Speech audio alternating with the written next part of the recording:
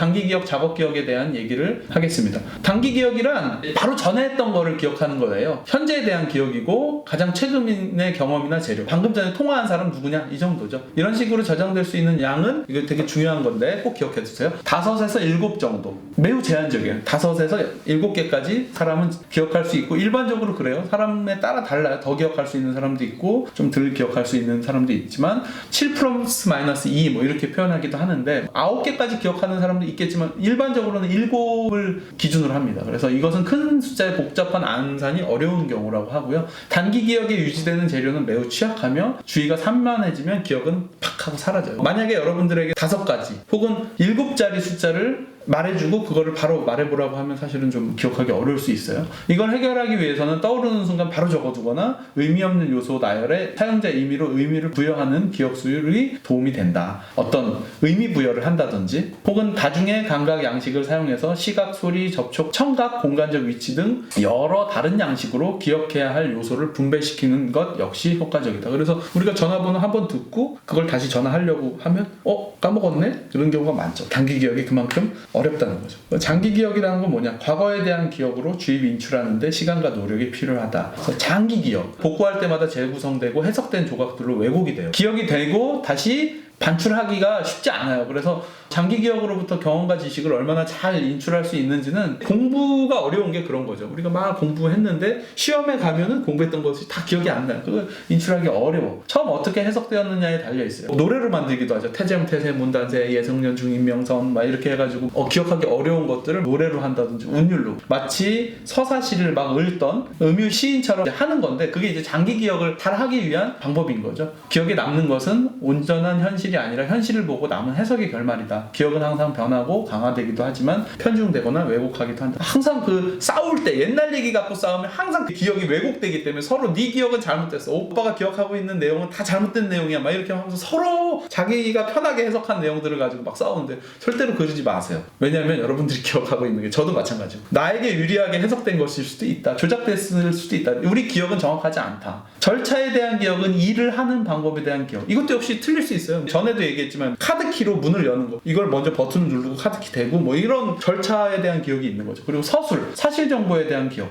저 친구가 원래 고향이 부산이었나? 주위 고향이 원래 청주였지. 그래. 청주 아닌데요? 이러면 이제 미안해 이렇게 되는 거죠. 사실 정보에 대한 기억, 서술 기억, 그리고 절차 기억. 어떻게 메모리 카드를 포맷하는지 뭐 이런 것들이 이제 절차에 대한 기억이죠. 이 두 가지가 있다. 절차에 대한 기억과 서술에 대한 기억. 상반된 기억이다. 이미적인 것과 의미 있는 것들. 이미적인 것은 상목들이 이미적이고 아무 의미가 없으면 특정한 관계가 없는 경우가 있어요. 의미의 숫자, 전화번호, 단순한 기억이죠. 사람 알파벳 문자, 사람 이름, 외래 어휘, 구조가 없고 기계적 암기를 요구해요. 전화번호 외우라고 하면 이게 바로 의미적인 거예요. 어떤 의미가 없죠. 그냥 막 무작위적으로 생성된 숫자죠. 근데 의미 있는 것들도 있어요. 항목들 그 자체로 의미 있는 관계성을 가짐. 자연스러운 제약으로 관계성을 가지고 운율이라든지 규칙이라든지 제약. 일이 사리에 맞고 규칙성이 있어서 쉽게 해석이 될 수 있어요. 예를 들면 가위에 손을 어떻게 끼는지에 대한 제약 같은 거. 이렇게 왼손잡이용가요? 오른손잡이용 가위에 그 모양이 왼손에 끼기 쉽게 오른손에 끼기 쉽게 돼 있기 때문에 오른손잡이 가위를 왼손잡이가 왼손으로 끼려고 하면 불편하죠. 그건 제약이죠. 이게 이제 자연스러운 관계성을 갖게 되고요. 임의적인 것을 하기보다는 의미 있는 것으로 디자이너들이 해놓도록 이렇게 계속 얘기를 하는 거예요. 그래야 사용자들이 자연스럽게 쓸 수 있기 때문에. 그런 것들을 UX 디자인을 하거나 아니면 디자인을 하실 때 의미 있는 구성을 하도록 이렇게 얘기를 하는 경우가 많습니다. 기억할 요소들이 여러 가지 이유, 자연스러운 제약이라든지 규칙성이라든지 맥락이라든지 어떤 운율 뭐 이런 것들을 갖고 있다면 납득할 만한 구조를 갖게 돼서 이해되고 해석될 때 기억 부담을 단순하게 해주고 그것이 사용을 편하게 한다. 종종 임의적인 것들의 인위적인 구조와 맥락을 만들려고 하지만 이는 다소 부자연스럽고 성공적이지 않을 수 있다.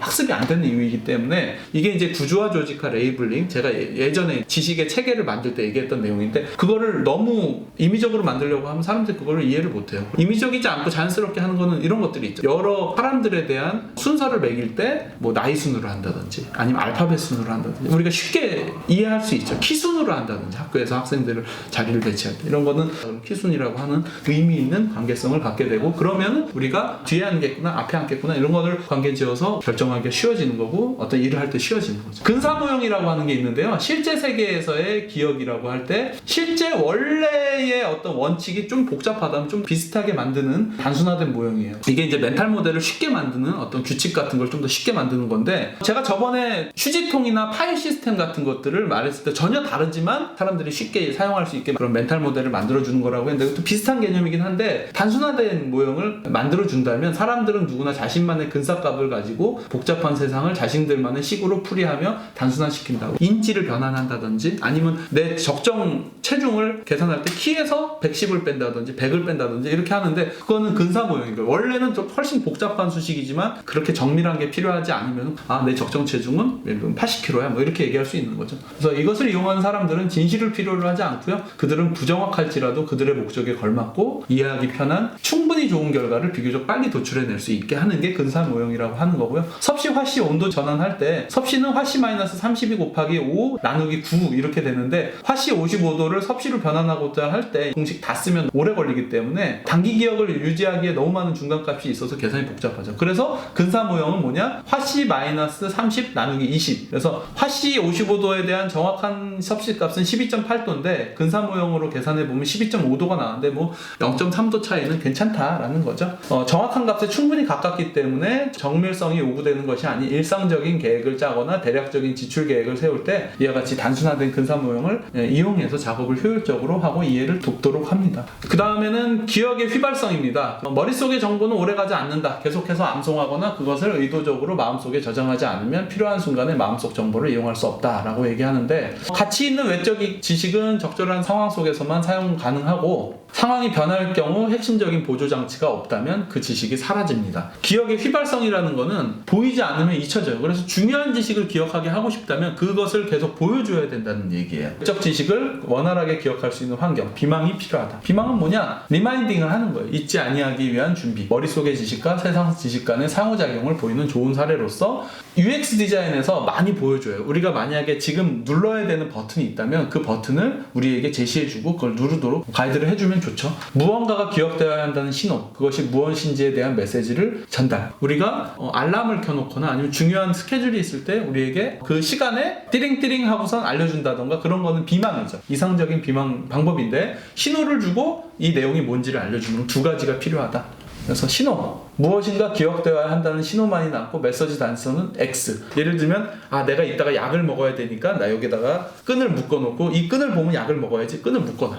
끊어서 막 이렇게 있다가 이 끈이 뭐지? 이 끈이 뭐가 있긴 있었는데 이게 뭐지? 만약에 이 끈이 보이면은 약을 7시에 먹어라 라고 써놨다면 이걸 꺼내서 7시에 약을 먹어? 지금 시간 보고 7시 아직 안 됐구나, 좀 이따 먹어야지. 근데 이거는 지나가다가 이렇게 보는 거기 때문에 얘가 능동적으로 나에게 알려주지 못하기 때문에 이걸 안 보면은 까먹을 수도 있죠. 좋은 비망이라고 볼 수 없죠. 그리고 메시지, 기억할 메시지를 텍스트로 적어놓지만 필요한 시점에 보도록 일깨워주지 않으면 포스트잇에다 붙여놓고서 나중에 이걸 그 시간에 안 보면, 포스트잇에다가 9시에 일어나야지 라고 써놓고 붙여놓고 9시에 포스트잇이 나에게 저절로 9시에 일어나라고 하지 않으면 그냥 9시에 일어나야지 써있는 거지. 지나서 10시에 이걸 발견하게 되면 소용이 없는 거죠. 그래서 세상 속의 지식과 머릿속의 지식 간의 교환관계를 보면, 세상 속의 지식과 머릿속의 지식은 모두 일상생활 하는데 필수적이며 교환관계를 따릅니다. 어느 한쪽에서 이점을 얻는 것은 다른 한쪽에서 이점을 잃을 수도 있어요. 그래서 세상 속의 지식은 보이거나 들리면 언제든지 인출이 가능하다. 예를 들면은 인터넷을 하다가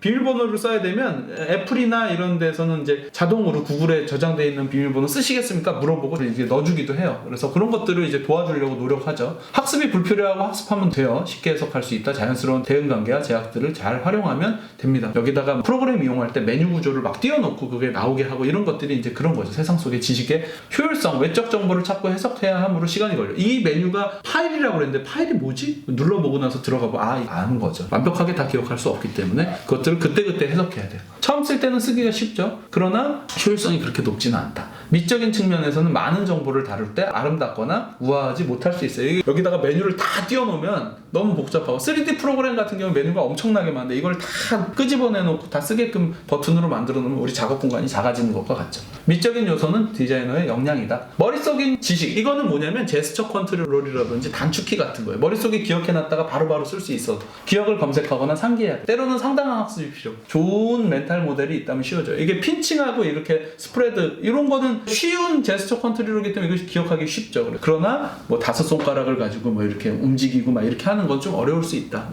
효율적인 거는 매우 효율적이다. 이거를 뭐 가서 보고 막 이게 아니라 단축키 바로바로 누르면 되니까 효율적이다. 쓰기 어려워요. 근데 처음 쓸 때는 이걸 왜냐면 단축키를 모르면 못 쓰니까. 컨트롤 C, 컨트롤 V 우리가 쉽게 알 수 있는 거는 이거를 아주 오래 연습해서 많이 썼기 때문에 알 수 있고, 미적 측면에서는 단축키 같은 경우에는 보이게 할 필요가 없기 때문에 아무것도 보이게 할 필요가 없다. 디자이너가 더 많은 재량을 발휘해서 미적으로 디자인이 가능하다. 얘들아, 새로운 음식점 정문 앞에 생겼어. 뭐 초밥집? 중국집일까? 이름이 뭐더라? 그래, 거기야 청인가 채인가? 아, 나 알아. 청호반점이야. 교류적 기억.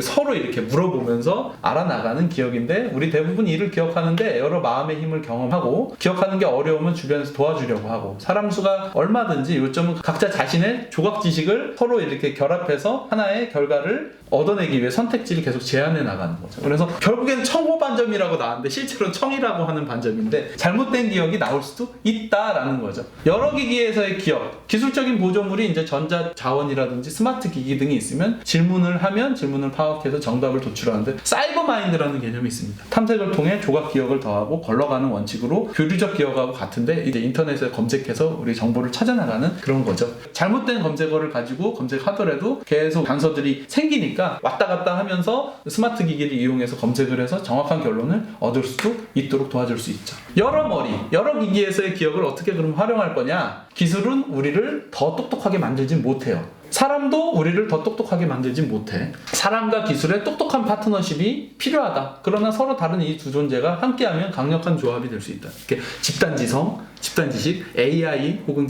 세상 속의 지식이라고 하는, 지식을 제공해주고 지식을 찾아볼 수 있게 하는 그런 기술들이 결합되면 우리가 더 똑똑해질 수 있고 더 쉽게 정보를 활용할 수 있고 더 정보를 잘 쓸 수 있다라고 할 수 있겠고요. 가장 좋은 기억 방법은 기억할 필요를 제거하는 거예요. 또 우리가 비밀번호 쓰지 않고 안면 인식으로 해버리면 그냥 그거 필요 없어지죠. 그리고 여러 가지 뭐 전화번호 다 외우고 다녔는데 전화번호를 외제화시키고 있죠. 지금 스마트폰에 기억이 저장이 돼 있고, 여러 가지 사용 방법, 프로그램 사용 방법, 예를 들어 오버워치를 한다. 그러면 오버워치 사용 방법 우리가 다 배우고 익혀가지고 해야 되는 게 아니라 처음에는 총을 이렇게 쏘세요. 재장전은 이렇게 하세요. 그렇게 하나씩 그때그때 알려줘서 익숙해질 때까지 계속 알려주다가 익숙해지면 나중에는 튜토리얼이 없어져 버려요. 튜토리얼이라고 우리가 생각을 하면 돼요. 세상 속에다가 우리가 디자인하는 전자기기나 게임이나 키오스크에다가 사용 방법을, 사용자가 필요한 그 방법이나 절차를 알려주도록 배치해 놓는 거죠. 적재적소에. 그걸 아름답게 거슬리지 않게 보이게 하는 거는 디자이너의 몫이고, 사용자의 경험을 계획을 하고 혹은 사용자가 어떤 경험을 하게 될지를 가늠해서 적절한 위치에, 적절한 순간에, 적절한 모양과 방법으로 기억해야 될 것들을 제시를 해준다면 사용자는 기억할 필요 없이 그때그때 선택하면서 브라우징하면서 힌트들을 이용해서 나에게 필요한 것들을 적절하게 선택하고 정밀한 작업과 정확한 작업을 쉽게 할 수 있는 거죠. 그래서 디자이너는 사용자가 행위를 할 때 요구되는 정보를 세상에 효과적으로, 세상이라고 하는 것은 이제 디자인하는 것에 효과적으로 넣을 수 있어야 돼요. 이것이 구식의 메뉴 구조를 유지하는 그래픽 유저 인터페이스의 힘이며, 세상 속에 넣을 수 있는 요소를 도구처럼 잘 다룰 수 있는 디자이너가 돼야 돼요. 그래서 우리가 이제 구글 글라스의 영상을 보면 여기 필요할 때, 내가 지하철에 내려가서 지하철 서비스가 중단되는 걸 아는 게 아니라 지하철 근처에 가서 내가 항상 지하철을 탔다면 얘가 그걸 알고, 컴퓨터가 이 사람은 항상 지하철로 내려가겠다, 이쯤 왔으면. 그러면 지하철 이제 운행 안 해요? 여기 파업이에요? 이렇게 알려주고 대체 경로를 이렇게 알려주는데, AI라든지 기계가 인간의 패턴을 학습해서 얘가 항상 어떻게 하는지를 알고, 그리고 실제로 세상 속에서 일어나는 여러 가지 정보들을 조합해서 이 사람에게 필요한 정보를 능동적으로 제시해주는 것들이 가능하다. 그래서 이런 것들, 행위 지연성, 기표, 피드포워드, 이게 이제 능동적 정보 제공이죠. 피드백, 적절한 제약, 좋은 대응, 강제 기능 같은 것들이 사람들에게 행동의 여지와 힌트, 그리고 방법을 제시를 해주고 그것을 사용할 수 있게 해주는 거라고 할 수 있겠습니다.